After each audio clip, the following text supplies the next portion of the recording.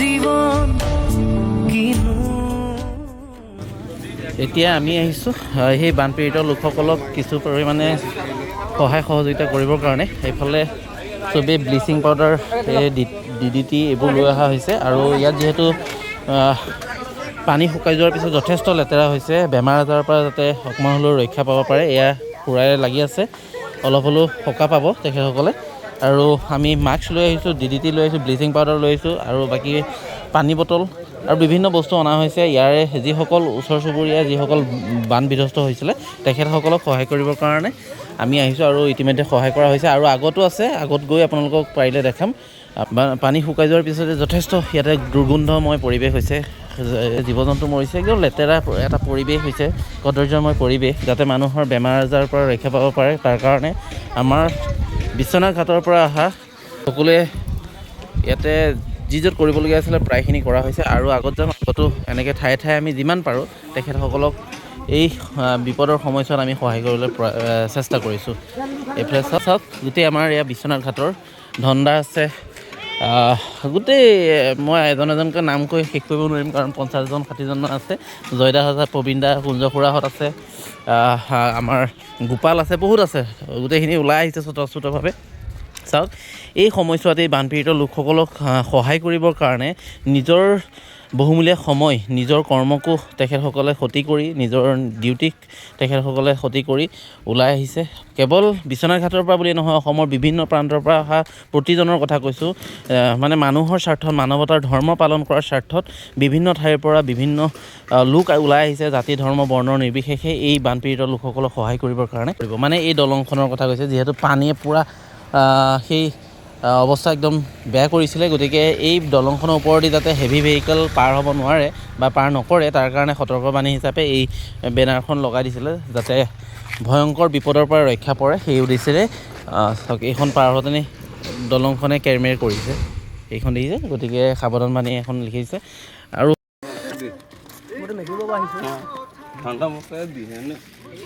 এয়া ৰিলিফৰ সামগ্ৰীবোৰ আগত বিতৰণ কৰি আছে আৰু ইয়াৰ যিসকল বানপীড়িত লোক আছে তেখেতসকলক সেই ৰিলিফৰ সামগ্ৰীবোৰ দিছে আৰু সকলোৱে লৈ আনি আছে ইয়াত মানে চৌপাশে এনেকুৱা দুৰ্গন্ধ মানে পৰিৱেশ গতিকে ইয়াত আহিলে আপোনালোকে যদিও আহে আপোনালোকে মাস্ক লৈ আহিব এইফালে মাস্ক নোলোৱাকৈ আহিলে আপোনালোকে গোন্ধত এতিয়া মাস্ক লোৱাৰ পাছতো দুৰ্গন্ধ নাকত সোমাইছে উপায় নাই তথাপিও আহিছোঁ আৰু ইয়াতে চাওক আমাৰ গাড়ীয়ে আহি আছে তেখেতসকলক সহায় কৰিবৰ কাৰণে আৰু আগত ৰিলিফৰ সামগ্ৰী বিতৰণ কৰি আছে যোনে যেনেকৈ পাৰিছে স্বতঃস্ফূৰ্তভাৱে সহায় কৰিব আহিছে আৰু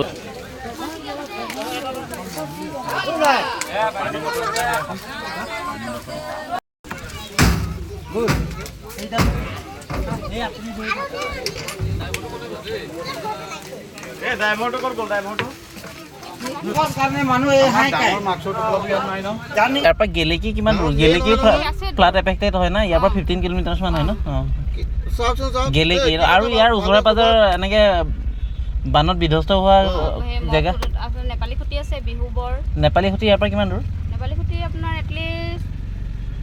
10 কিলোমিটাৰমান হ'ব নেকি নেপালীখুটি ইয়াৰ পৰা মানে তাত আপোনালোকে গ'লে মানে মানুহ চানুহ নাপায় মানুহবিলাক মানে বেলেগ জেগাত ৰেস্কিউট কৰি থোৱা হৈছে তাত নাই ন নাই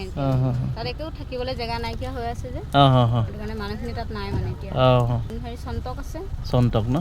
এই মানে তাৰ ওচৰে পাজৰে ইয়াৰ পৰা 10-12 কিলোমিটাৰমান হ'ব ন অ'কে দিয়ক থেংক ইউ এইখন আহিছে ক'ৰ পৰা ডিব্ৰুগড় জিলাৰ বকোপৰা নে বকোপৰা চাহ বাগিচা ওলাই আহিছে কিন্তু এতিয়ালৈকে 15-20খনমান গাড়ী আমি পাৰ কৰিলোঁ এইফালে চাওক একদম জাম লাগি গৈছে গাড়ীৰ কাৰণে আৰু এয়া চাওক এইখিনি ধান জীৱন কিনো মায়া আমি যিটো ৰাস্তা দি আহিছিলোঁ তাতে এটা ৰেল লাইন আছিলে যিটো কাৰণে আল্ট্ৰাখন পাৰ নহয় আৰু এটা যিহেতু বেলেগ ৰাস্তা বিচাৰিবলৈ আমাৰ অসুবিধা হৈছিলে এই মানুহজনক লগ পালোঁ তেখেতে প্ৰায় 5 কিলোমিটাৰমান আমাক ৰাস্তাটো দেখুৱাবৰ কাৰণে আহিছে আমাৰ আগে তেখেতো বানপীড়িত তেখেতৰ ঘৰতো একদম পানী সোমাই গৈছিলে ইমান ধুনীয়া ৰেছপঞ্চিবিলিটি লৈছে বাৰে বাৰে আমাক বুজাই দিয়াৰ পাছতো কৈছে ব'লা আমি নিজে গৈ দেখাই আহোঁ তো তেখেতে আমাৰ আগে সঁচাকৈ মানুহৰ মানুহ আৰু হয় কি ক'ম তেওঁ নিজেই ঘৰত ঘৰৰ যিখিনি পানীত ডুবি আছে বস্তুবিলাক ঠিক ঠাক কৰি আছে কিন্তু আমি যেতিয়া দুপাক ঘূৰিলে আৰু আমাৰ গাড়ীখন নাযায় সেইফালে ভাঙি আছে ৰাস্তা পদূলি তেওঁ এইটো অকণমান ভাল পথ এটা দি আমাক আগুৱাই দিব তেওঁ নিশ্চয় জীয়ৰীৰ সৈতে একেলগে আহিছে মই সঁচাকৈ মানিব লাগিব এই মানৱতা ইয়াকে কয় বেলেগটো নাই হয় দেই সঁচাকৈ আচৰিত লাগিছে মানুহজনৰ মানে তেওঁলোকে আমাক সহায় কৰিছে ৰাইট সঁচাকৈ দেই এক অতুলনীয় পৰিৱেশ বহুত ভাল লাগিছে অসমৰ জনসাধাৰণ অসমৰ ৰাইজ এনেদৰে থাকক মিলা প্ৰীতি সম্প্ৰীতিৰ মাজত আপোনালোকক দেখাই দিম এই মানুহজনক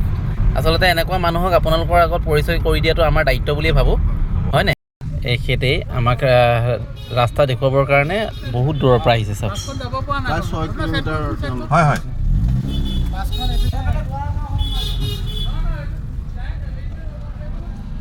মানুহজনক আপোনালোকৰ ওচৰত চিনাকি কৰি দিছোঁ চাওক এইজনী হয় হয় ফুল আপোনালোকে ফুলটো ভাগি থাকিলে হয় আপোনালোকে এটা কাম কৰক এইটোত যাওক গৈ হয় এইটোত গৈ পেলাই আপোনালোকে বাগান পাব হয় ৰাইটত ঘূৰি দিব হয় সেইটো ঘূৰি একদম নাজিয়া টাউন পাবগৈ হয় সেইটোত পোনাই দিব হয়